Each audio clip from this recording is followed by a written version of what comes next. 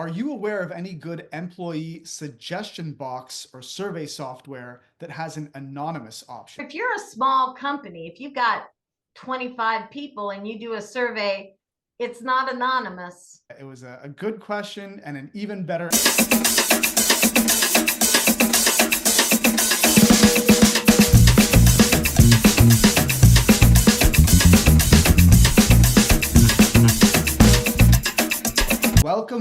Welcome to the TTA webinar series, Mastering Business Essentials, sponsored by Bambi, the most stupidly easy to use NEMT dispatch and scheduling software.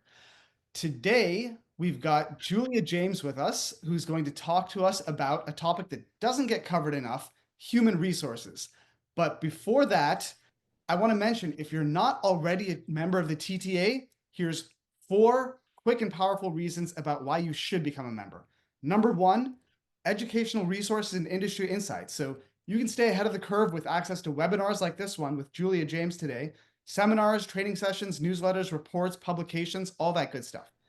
Number 2, advocacy and representation. TTA has already built channels to advocate for our industry's interests with the government. Your voice gets to be heard directly on those channels. Number 3, networking events. You get to connect with industry leaders, experts, fellow TTA members, and this year's TTA Mobilize conference is at Paris, Las Vegas. Who doesn't want to do that? And number 4, everything I just mentioned, TTA members get significant discounts on. So join the TTA, and without further ado, Julia.James of ADP is going to talk to us about human resources. Julia, over to you. Great. Thank you so much. And thank you for having me on this webinar series. We are covering HR, but to give you a little insight into who I am, I'm a senior HR business partner with ADP. I have actually been in HR now 38 plus years. And I ran HR departments for large corporations and then decided to be a consultant. And I've been with ADP now for the last 11 years in the small business space. You will note that I am not an attorney. So all of the information that we're covering today should not be considered legal advice, but certainly guidance. So we're going to talk about human resources today, and it is a very big topic and difficult to cover in a short amount of time. So in order to do that effectively, I've kind of broken it down into 4 key areas: tactical, compliance, employee relations, and strategy. We're going to touch very briefly on just some of the changing markets that are going on as well. But one of the things that you're going to notice in the slides, there's a lot of information, and a lot of it is very complex and rather involved. And so you're going to have questions. If you have any questions, you can put them in the Q&A section, and then I will make sure, if we don't cover them during the presentation, to make sure that I get some answers to you on your specific questions. The other thing you're going to notice is that I've put in a lot of links. So when this PowerPoint gets sent to you, I would encourage you to click on the links, bookmark them, use them as references and resources, because there is a lot of information within the context of human resources. So get ready. Here we go. There's a lot to it. The first thing that I want to cover is the tactical side of things. And even though we're talking about tactical stuff, compliance kind of sneaks itself in. It's a part of everything. So you're going to hear some references to laws, and we will probably cover those more in the upcoming slides. But when you look at the tactical side of HR, you're always needing to figure out how you're getting data, where you're storing data, so that you are able to resource it quickly, reference it quickly, and meet the needs of your obligations as an employer. So the first thing that you look at is the fact that you are recruiting for employees. One thing to note is, with recruiting, there are some states that have very specific legislation around what needs to be posted on job postings. what you need to communicate and how you need to communicate it.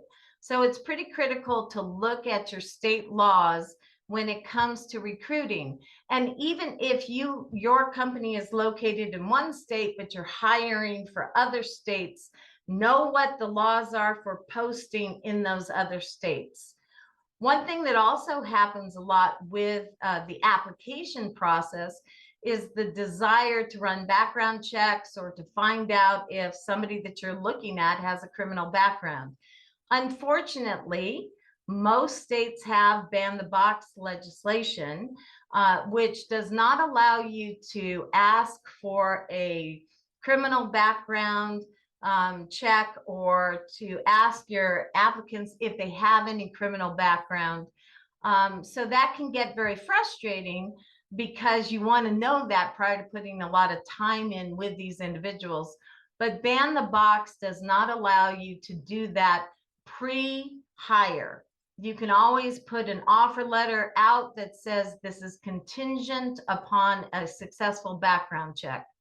Now, because you guys are in the transportation industry, and this just came up this week with the client I have that's in your membership, you can run an MVR or a motor vehicle report on a candidate. But you have to make sure that you're very clear that you are going to be doing that and that you get consent to do that from the candidate. So that is one component you can run during the hiring stage. If you want more information about Ban the Box, there's a link for you, and it definitely is something that you want to be aware of. You're also gathering personal information on these folks, payroll information, and those two things have sensitive data. So you want to make sure that how you're gathering them and where you're storing them protects from things like identity theft. The big requirement for the new hire and the tactical component of bringing people into your company is the I-9. The I-9 is a legal requirement of all employers for all employees. You have 3 days from the date of hire to complete the I-9. The I-9 basically is what showcases that a person is legally eligible to work in the United States. The I-9 is overseen by the Department of Homeland Security, and it has, of course, taken a big spotlight right now with our current administration and the immigration questions. So it is critical that you do the I-9 and you do the I-9 correctly. There is the link for the I-9 itself. They do have a lot of FAQs and information on the I-9. So please, please take the time to make sure that you are compliant with your I-9s. A lot of people think E-Verify is the same thing as I-9, but they are two separate entities. The I-9 is overseen by the Department of Homeland Security. E-Verify is overseen by the Social Security Administration. However, both of these things work in concert together. So if you are hiring employees who are remote and you are not going to be seeing them, you need to do an I-9 plus an E-Verify. That is I-9 regulation. If you are hiring a remote individual, you also have to do an E-Verify. It's also important to note that a lot of states are E-Verify required. So it's important for you to know if the state that you are doing work in is an E-Verify state, and there is a communication requirement if you are an E-Verify employer. So there's a lot with E-Verify, a lot with I-9, tactical, but compliance, very important to cover both of those, particularly now with so much focus on immigration and whether people are legal in the United States. The other thing that you're gathering information on is benefit information. This is not only information on health, but it also can be on 401ks if you're offering that, but even something as simple as an emergency contact. I highly encourage you to get emergency contacts on your folks. So if something happens, you know who you can call. Sorry, a little loud talking. And we've just begun. All right, so one of the big questions also is, where are you storing this information and for how long? I can't tell you how many of us have had boxes of files in rooms that we just hold on to indefinitely, but there actually is a legal requirement for record retention. So how long you hold on to payroll records, how long you hold on to employment records. There is a link here through SHRM, which is the Society for Human Resource Management, that gives you some guidance on the requirements for record retention. HIPAA, which is the privacy laws, has requirements for where medical information is stored. So medical information cannot be stored with the rest of your personnel information. It needs to be stored separately. And if it's paper, it needs to be in its own filing cabinet. If it's electronic, it needs to be in a secured electronic folder, because HIPAA has very distinct privacy regulations. The good old I-9 again has some requirements on where you're storing that data. If you're doing it electronically, it needs to be stored either through an electronic system like a human capital management system. It needs to be stored in a separate folder that has security protocols, or if you have paper I-9, they need to be stored in a separate filing cabinet under lock and key. So there's some definite requirements there. Make sure that however you're storing data is audit. You have the ability to grab that information quickly, because there are a lot of audits that happen for this kind of documentation, and you want to be able to grab it quickly. And then depending on your size, you are going to have some reporting requirements. If you're over 100 employees, you have the EEO, which is a requirement to produce once a year. And if you are over 50 employees, you do have the Affordable Care Act reporting as well. So how you're gathering this information is going to help you with those reports. A lot of information just on the tactical side, but there's some considerations you have on the tactical side as well. The biggest thing we're going to cover in the compliance section is the Fair Labor Standards Act, but that is something you have to consider with compensation, because it is a compliance requirement on what you are paying your folks. You also need to look at pay cycles and determine, are we paying weekly, bi-weekly, semi-monthly, monthly, and know your pay philosophy. A lot of companies don't know what their pay philosophy is, but you got to know, are we paying for the market base and a cost of living, or are we paying merit based and based on performance, or a combination of the two? But know what it is and be able to articulate it, because that helps you when you're talking to candidates or negotiating salaries with some of your employees.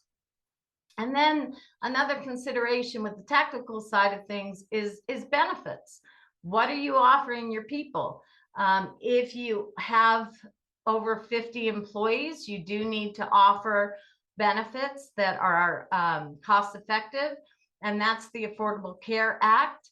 While it is under a lot of conversation right now in the current administration, it has not been changed. You still need to provide these benefits. So make sure that you're aware of the ACA regulations. And some of your considerations when you're looking at benefits is having a diverse portfolio. It's not enough anymore with the current employment population to just say we offer health and dental and time off. Typically, they want a much more robust and diverse portfolio with retirement accounts and health accounts and wellness programs and things like that. So look at what your portfolio is for your benefits. Also, there's a lot of complaints these days about the cost of benefits, but know that sometimes those costs are higher because you have low participation rates. So it is critical, if you're offering benefits, that you get your folks to participate in those benefits, because that is going to keep your costs down if you have good participation rates. And then be aware of the networks. If you are getting a benefit plan for a certain state, but you have employees in other states, you want to make sure those benefits are offered and have a network in those states that you're in as well. All right, tactical, a lot to consider. I imagine there's a lot of questions either coming in or you will have them. But that's the tactical side. And quite honestly, that's where a lot of employers just leave. You know, they're like, okay, we've done our HR part. And back in the day, HR used to be called the personnel department. And this is what the personnel department covered. It covered this tactical side. But HR has had to grow. And largely, we've had to grow because of compliance. And let me tell you something, I've been in it 38 years now. And I still get confused by what we need to do, when we need to do it, how we need to do it. So don't think you're alone if you're confused by HR and how to navigate HR. The biggest piece of HR, and I think probably where the most interest is on this webinar, is compliance. Because compliance can be somewhat scary. I think a lot of people have a lot of thoughts and considerations around compliance, and they have no idea where to start. So we're going to cover some of the key areas of compliance right now, but please know this is a very big part of HR and actually of being an employer nowadays, and it is shifting under our feet. So it's important to really have some of these resources bookmarked so that you can go back and look at them regularly, because things are changing rather rapidly. When you are an employer, there are several entities that you have to be concerned about. I'm only covering the first two major ones that oversee the employment side of things. And that is the Department of Labor, which has both a federal branch, but also every single state has a Department of Labor, a state Department of Labor, or an agency that takes over those functions for that state. Here's a link that you can go to that is going to show you and give you the contact information for the Department of Labor's in all the states, or the agencies that you go to in all the states. I highly recommend you sign up for their newsletters or their correspondence, because as state regulations are changing with the Department of Labor, they will send you information about those. The federal Department of Labor is going through some changes right now because of the new administration, who has made some changes with leadership within the Department of Labor. So we are seeing some changes with its leadership, but to change regulations within the Department of Labor is a very long process. So while there's a lot of shakeup, there's not a lot of changes, if that makes sense. The other area that's very big and oversees things is the Equal Employment Opportunity Commission, or the EEOC. It is a federal commission that oversees all states.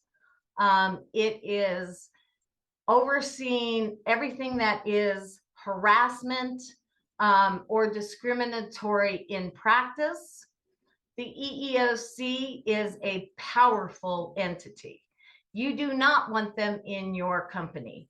If they come knocking, it's something to be very concerned about. Oops, sorry about that. The EEOC, like I said, is also going through some changes with its leadership with the new administration. And you're hearing a lot lately about DE&I and DE&I initiatives that are being stopped by the federal government. Keep in mind that's at the federal level. It is not at the private employer level. And most states have their own DE&I provisions. So while there are some changes and a lot of noise about that, the laws themselves have not changed. The Department of Labor looks at wage and hour. The Equal Employment Opportunity Commission looks at discriminatory practices and harassment. Both of them have an interest in what you do as an employer. So take the time to get to know who they are. For the federal side of things, and I'm going to take a sip of water for this one because it's big. The biggest law, the law that almost all employment law is built off of, is the Fair Labor Standards Act, or the FLSA. The FLSA is the law that determines whether a job is an exempt job and paid a salary, or a non-exempt job and paid hourly. So I'm going to make sure that you understand, you as business owners do not make the decision whether a job should be paid salary or a job should be paid hourly. That decision is made by the Fair Labor Standards Act.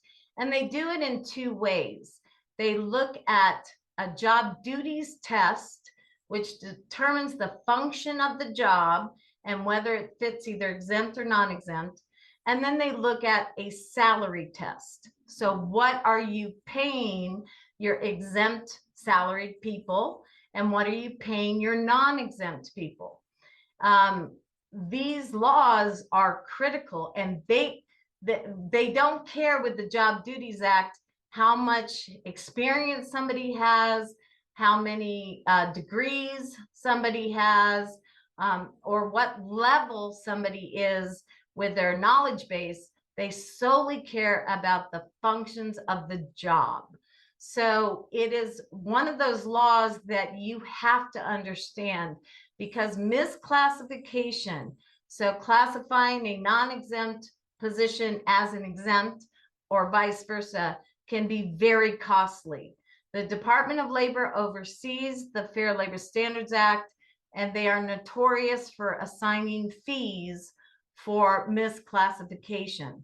So I highly recommend you go and look at the FLSA.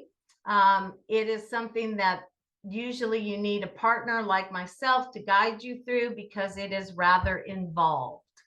We're going to look at how a lot of states are looking at the FLSA here in a minute. The other big law is the FMLA, which is the Family and Medical Leave Act. But keep in mind, this is a requirement for all companies with 50 plus employees within a 75-mile radius. If you don't have, you might have 50 employees or 75 employees or more across the country, but if they're not in a 75-mile radius, you do not have to worry about the FMLA. The FMLA is an unpaid leave, but it is a job protected leave for individuals to take up to 12 weeks of time off for qualifying medical reasons. The other really big law is the Americans with Disabilities Act, or ADA. And I would say, in my experience, this is probably one of the areas that companies get in the most trouble with, because they don't follow the provisions of the ADA. If an employee has a qualified disability and asks for accommodation, you have to provide that accommodation. Usually they say reasonable accommodation, and that allows for companies to say that an accommodation is not reasonable for them. However, the law is very difficult to prove that something is not reasonable. So the ADA really looks at who is covered under the ADA, and then what kind of accommodations do you need to provide. This is a law that I think a lot of companies kind of skirt past, but I would highly recommend you not do that. The ADA is overseen by both the DOL and the EEOC. So there's a lot of power behind it. The last big law on the federal side, and again, there are a lot of laws on the federal side, but the last big law on the federal side is the Civil Rights Act of 1964, and specifically Title VII in the Civil Rights Act. Title VII is what determines or kind of states who is a protected class. You have heard a lot about Title VII lately. It has made, a lot of impact with social media. And also there is a lot of focus on Title VII and the Civil Rights Act itself with the current administration. But at the moment, Title VII is standing. It is walks you through what the federal government says are protected classes. But keep in mind that each state can make its own determination of who else gets added to that list. So some states have very big protective rights for certain employees. It's important for you to know that so that you can navigate it if there are any complaints made about discrimination. The EEOC does oversee the Civil Rights Act and Title VII. Woo! You guys still with me? Are they still with me? I hope so. This is a lot, and I would trying to jam this all in 1 hour. It's a lot, but there's a lot of great links for you to go to. So please take the time to look some of these things over. So this is the federal government side. The big one, and the one you guys are probably all aware of, is the states. So you have the federal government that makes all these laws, but the fact is that each state also has their own laws. And those laws can be built on federal law, but they also can be independent of federal law. So it's important to understand the states that you are in and their specific laws. The State Department of Labor, or the agency that covers labor issues, are the best place to get information. A few key areas to note with state legislation. One is pay requirements. So all states follow the FLSA, so that Fair Labor Standards Act I told you about with exempt and non-exempt. But the states often build on these laws and have different pay requirements. So most of you know, minimum wage is something we tend to know. And you may know the minimum wage in your state, but some states have multiple minimum wages depending on location. So it's really important to know what is the minimum wage for the state, and are there different wages depending on the location within that state. But many states also have requirements for the minimum salary that an exempt person needs to be paid. So it's important to understand what is the compensation requirements of each state when it comes to hourly employees or salaried employees. These pieces of legislation also look at things like breaks and mealtime and how you calculate overtime. So I think a lot of people assume that overtime is pretty set for everybody. It is not. Each state kind of defines what overtime is and when it comes into play. Each state also defines when employees need to have breaks, when employees need to have meals, and how basically employees need to operate within your company.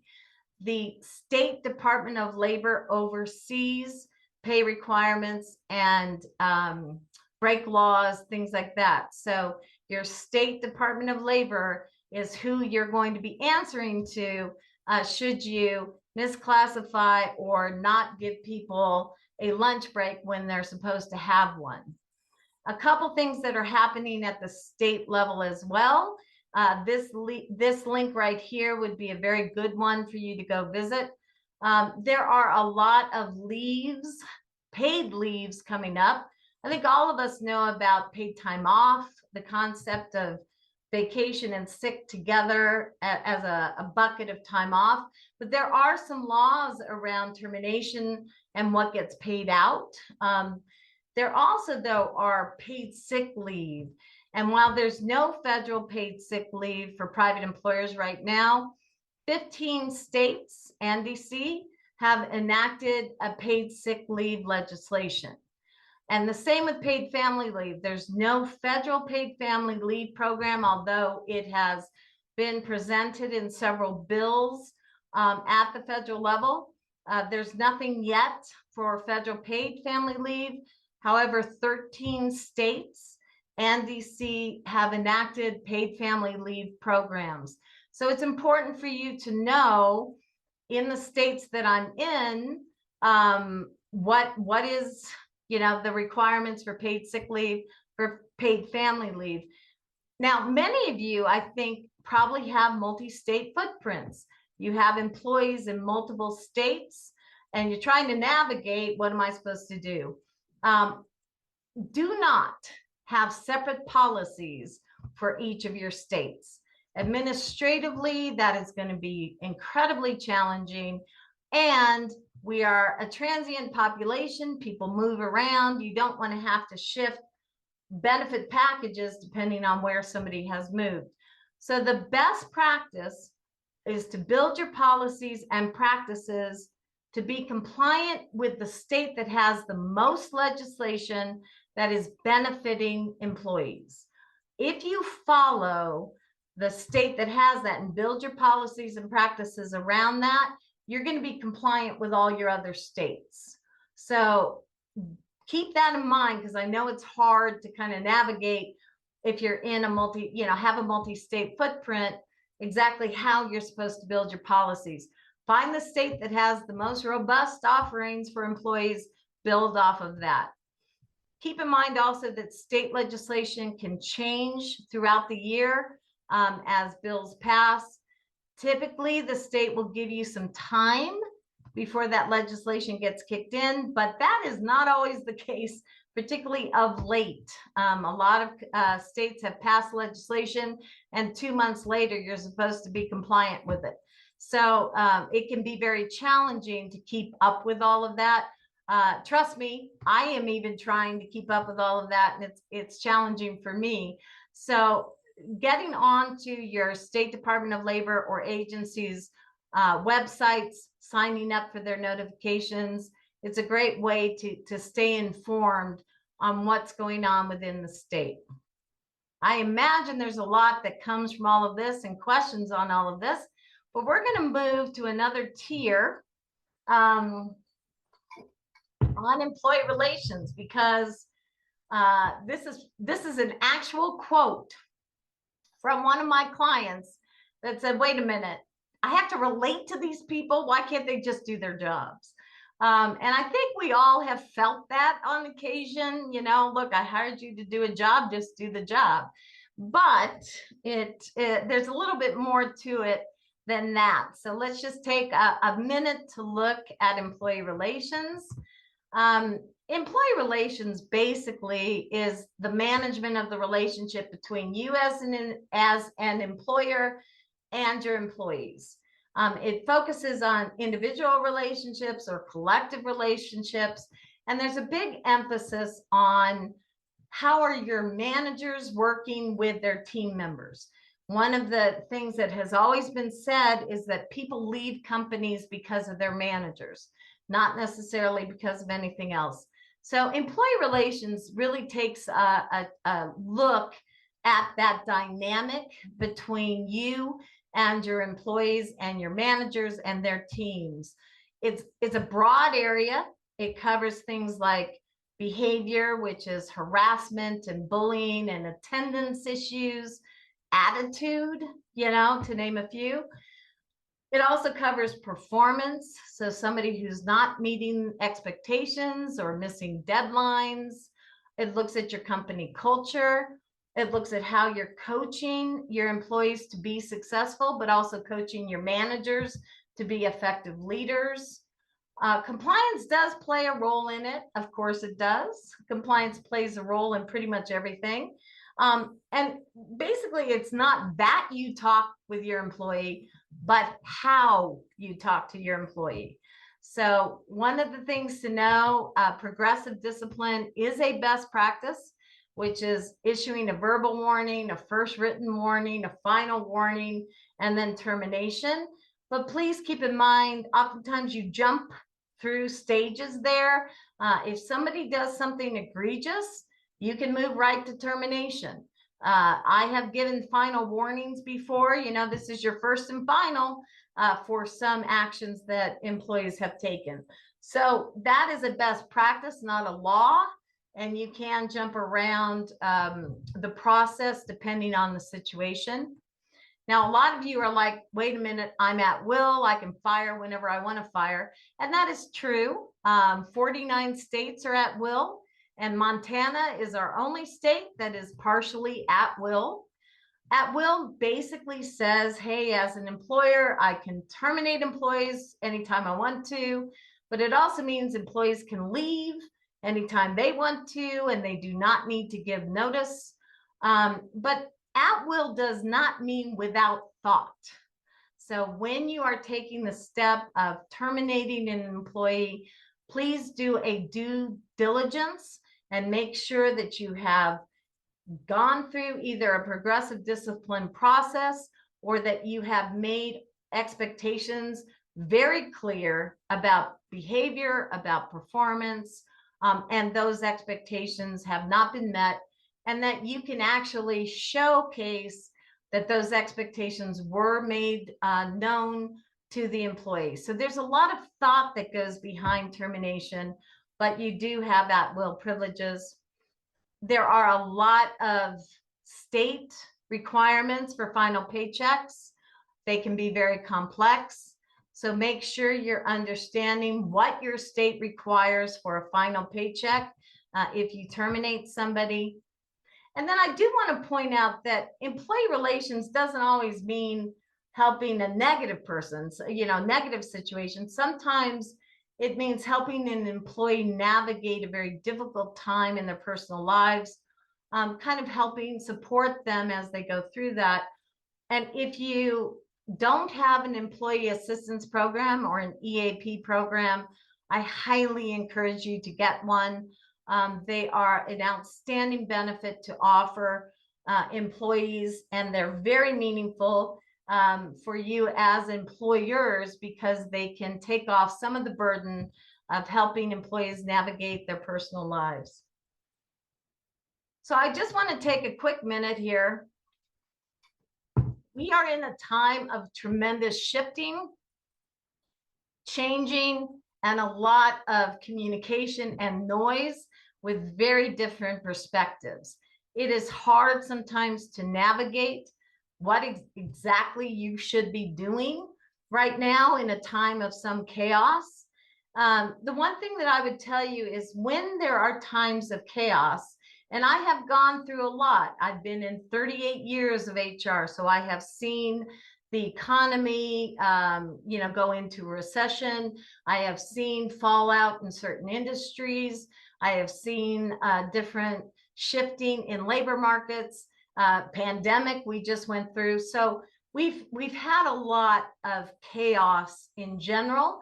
And the one thing that I would always tell you is there is an opportunity in the face of chaos to take a step back, reassess your policies, your procedures, your basic business model, and make sure that you have it sound, that you have it sustainable, and that it is as streamlined as possible, because that's going to help you navigate with a solid structure through a chaotic time. So I just wanted to bring that up because that definitely is happening right now.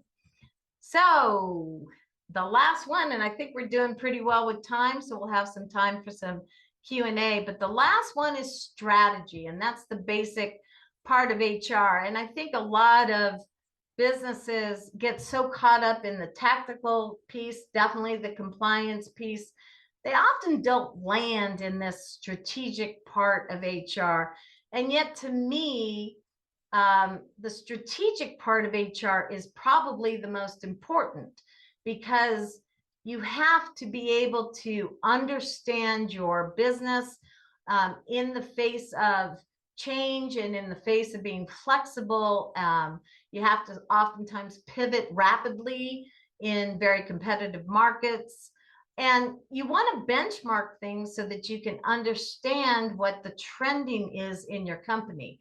So if you don't take the time to be strategic with your human capital and within HR, you're missing out on a lot of really key opportunities to really grow in the areas of human talent, but also grow as a business.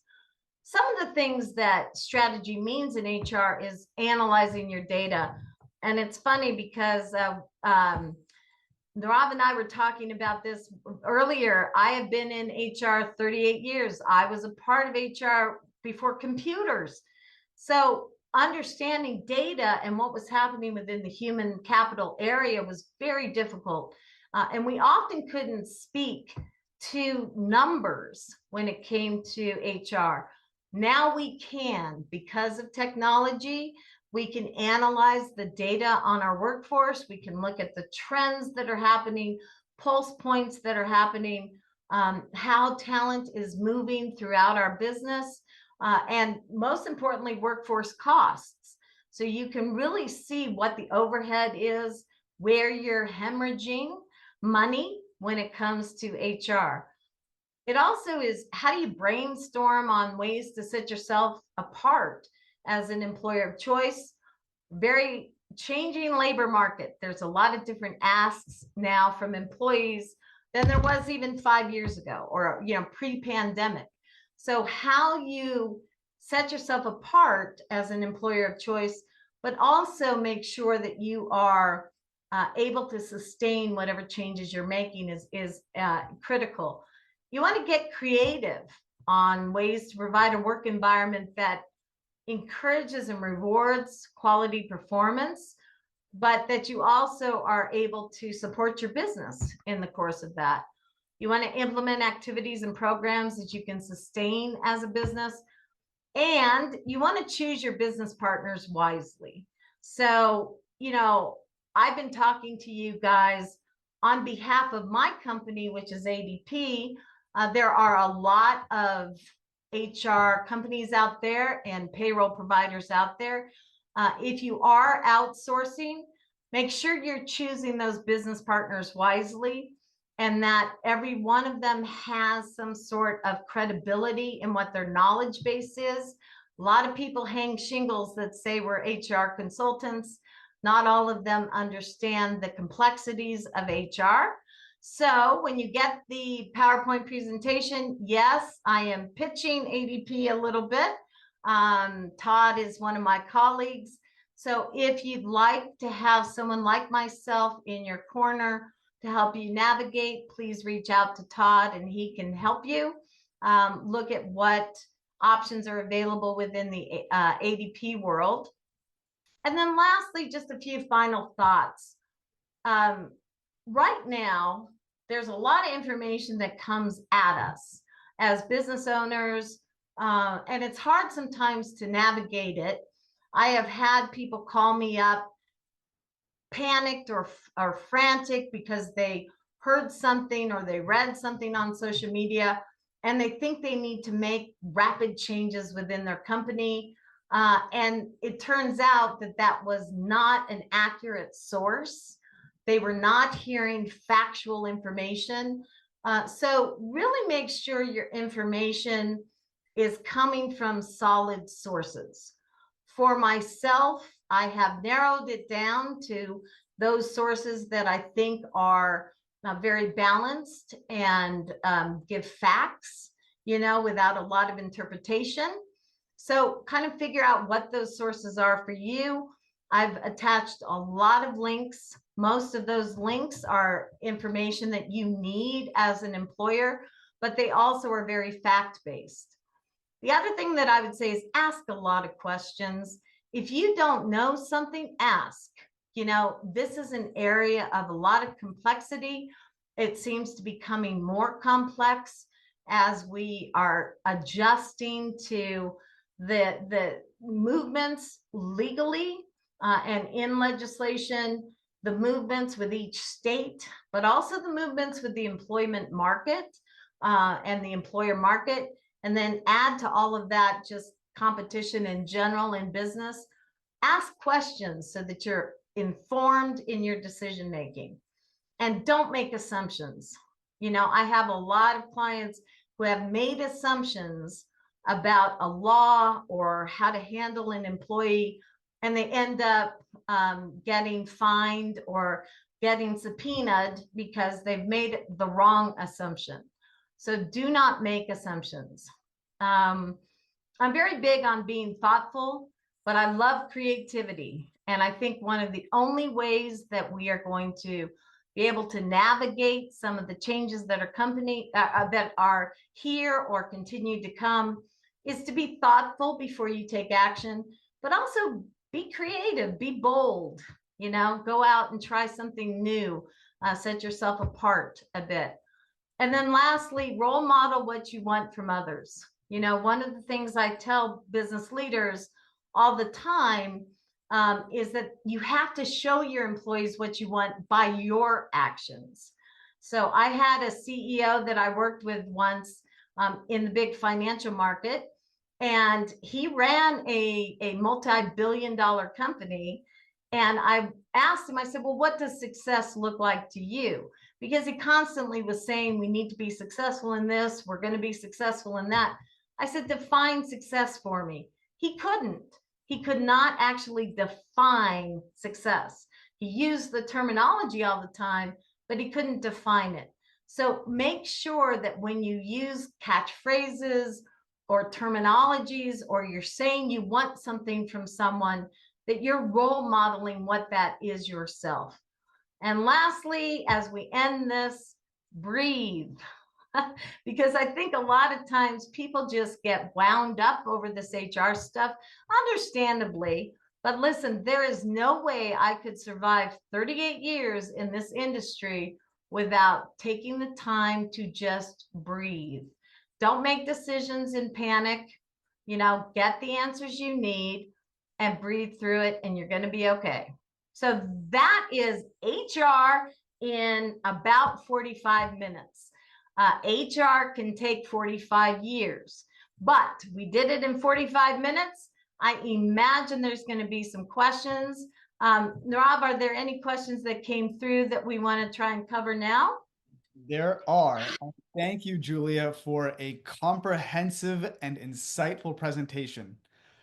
Jumping right into Q&A, first question is from Kelsey. She's saying, you mentioned costs of benefits can increase if you have poor participation. We use ADP. Will our expense for 401k administration decrease if we increase our participation rate? Well, 401k is kind of its own beast. Participation rates often vary more with the health side of things. But with 401k, participation rates in retirement plans, yes, it does have an impact on how things are looked at.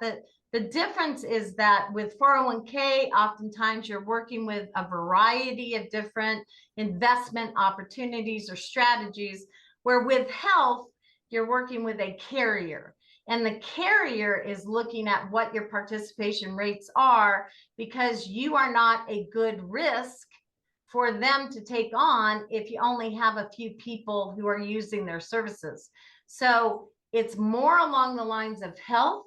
But I do think that 401k participation does allow you to move into probably different investment opportunities.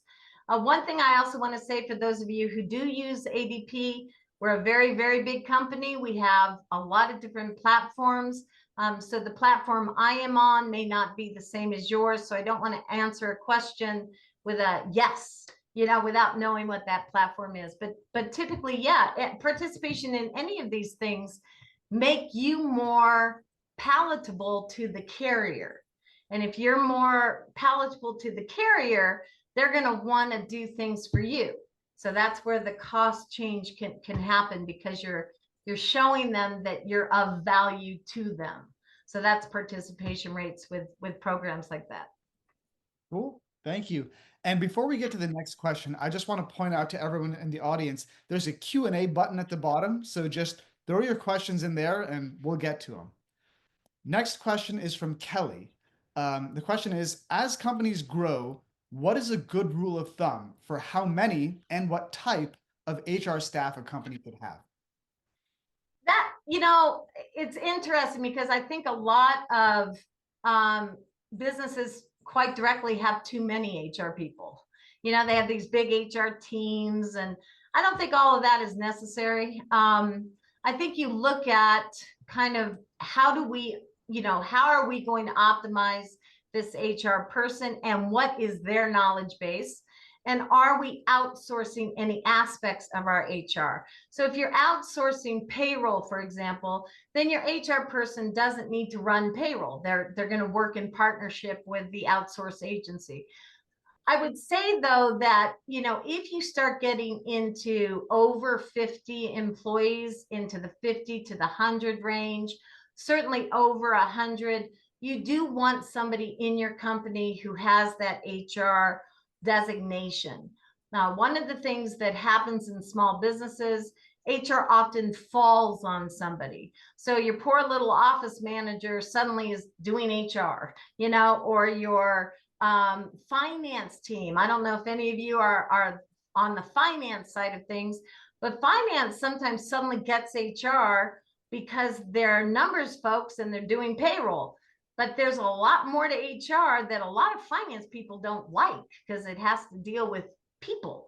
They want the numbers, not the people. So I would really think through, how big are we? So if you're over 50, getting into the 100 range, definitely get somebody who at least can do the HR function, but also balance it with, how are we outsourcing? Are we working with a company like ADP or others who do payroll, who do HR, and how can we utilize them, and then kind of substantiate that with a hire within our team.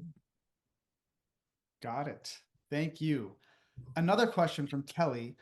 Are you aware of any good employee suggestion box or survey software that has an anonymous option? There used to be one called Tiny Pulse, but they were acquired and are now too expensive.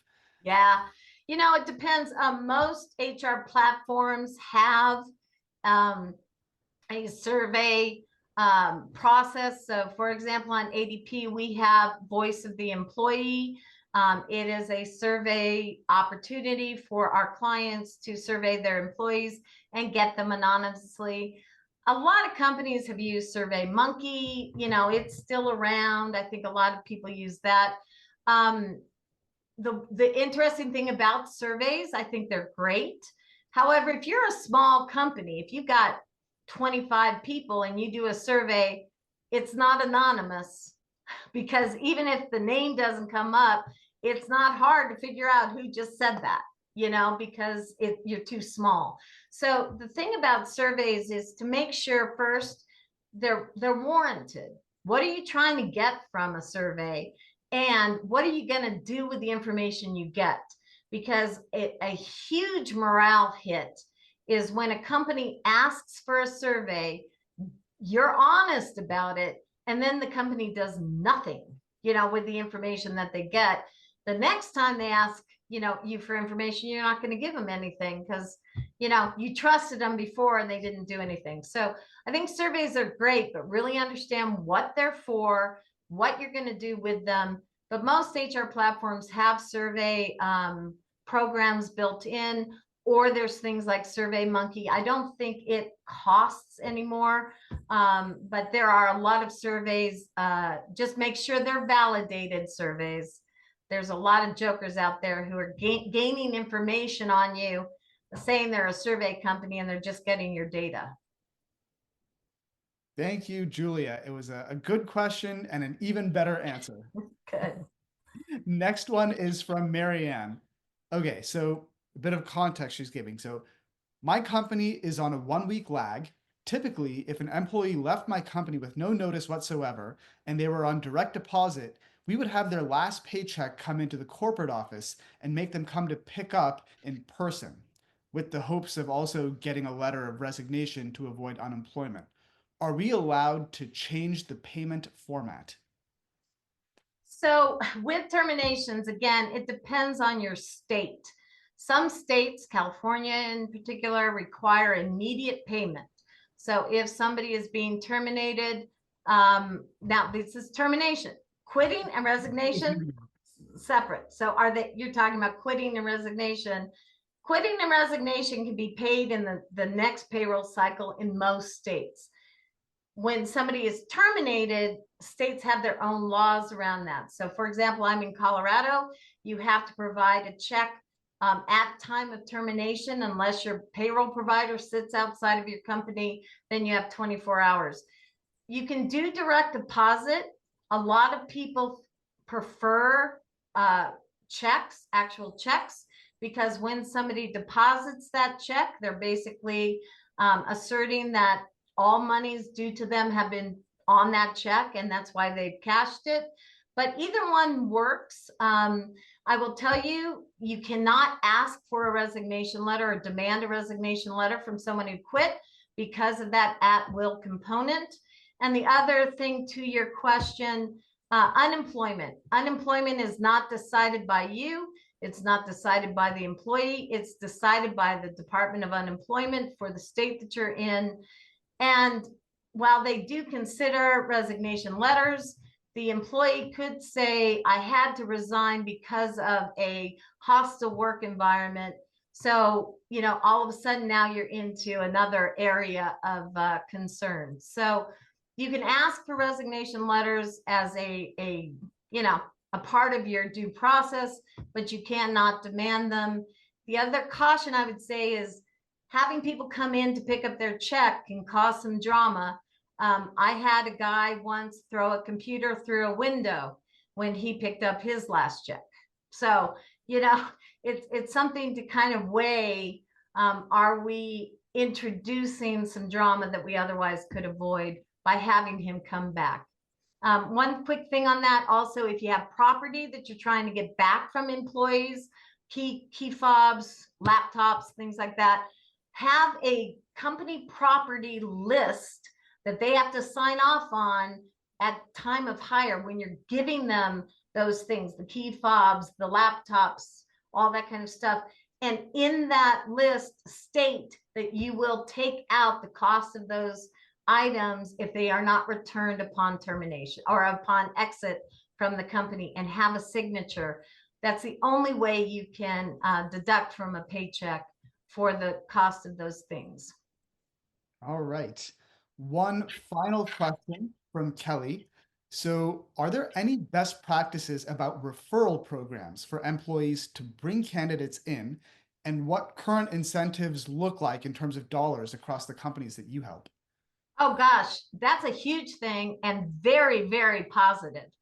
If you have referral programs, they actually can really benefit you because people do bring in their employees. I would make sure that in a referral program, you make sure that you indicate they have to go through due process before you hire them. So I'm not going to automatically hire my worker's friend or brother or sister or cousin without going through the interview process. Amounts can range from $100, for the referral to, a couple thousand after somebody has been employed for 6 months. I usually would put a provision in there, that they would get, $50 upon referral. And then if that person actually gets the job, they get another, 100 or something. So you can design it in a lot of different ways. I think of all my companies, and by the way, ADP has a tremendous referral program. So, and we're talking a couple thousand. I think I get 2,500 if I refer somebody. So, I might go try and find some neighbors and refer them into my company so I can pay the rent. But, that's what ends up happening. Referral programs are great. They really give a lot of incentives to your employees to kind of invest in your company, if you will. And there are a lot of ways to safeguard your company in the same at the same time. But yeah, very hot thing right now is referral programs. Again, thank you, TTA, and thank you a ton, Julia. You bet.